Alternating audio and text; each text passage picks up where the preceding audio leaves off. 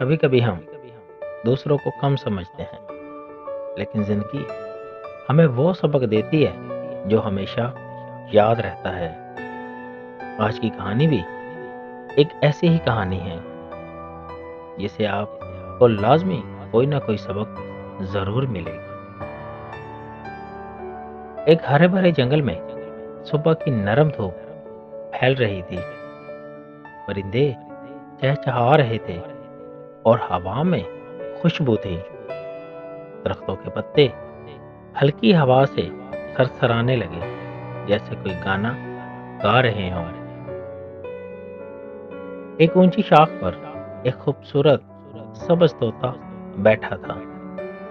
اس کی چونچ سرخ اور آنکھیں چمکدار تھیں۔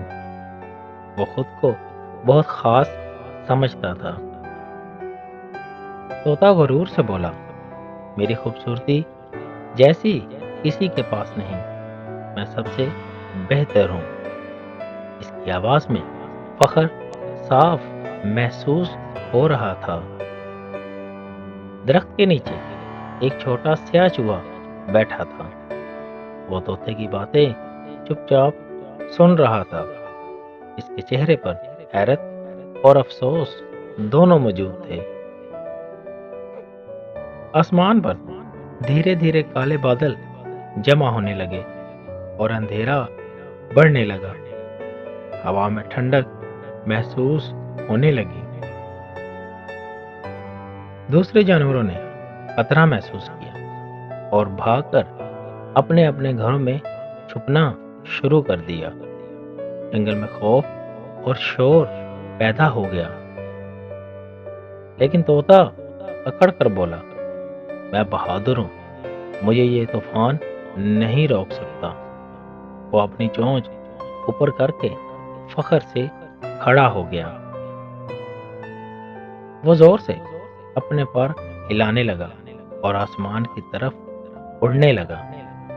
بارش کی پہلی بوندیں اس پر گریں، لیکن وہ پھر بھی نہ رکا۔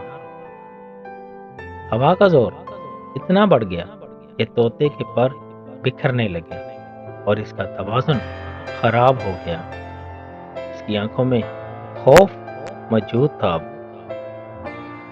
بارش اور کیچڑ نے اس کی خوبصورت پنکھ خراب کر دیے اور بجلی زور سے گرجی۔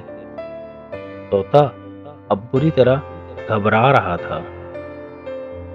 وہ اندھیرے میں کچھ دیکھ نہ سکا اور زور سے ایک درخت سے ٹکرا گیا۔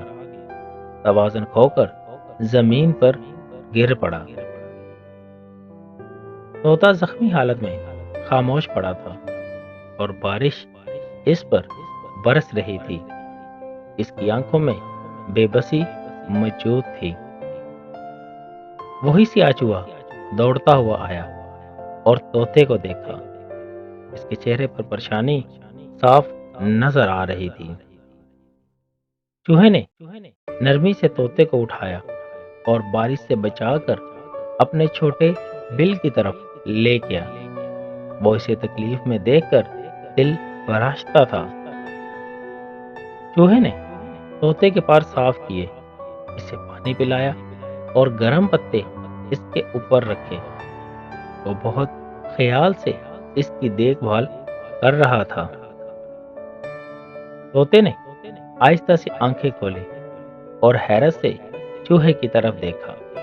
اس کی آواز لرز رہی تھی۔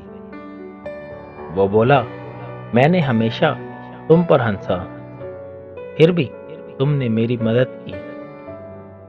چوہا مسکرا کر بولا، انسان یا جانور کی پہچان اس کی شکل سے نہیں، دل سے ہوتی ہے۔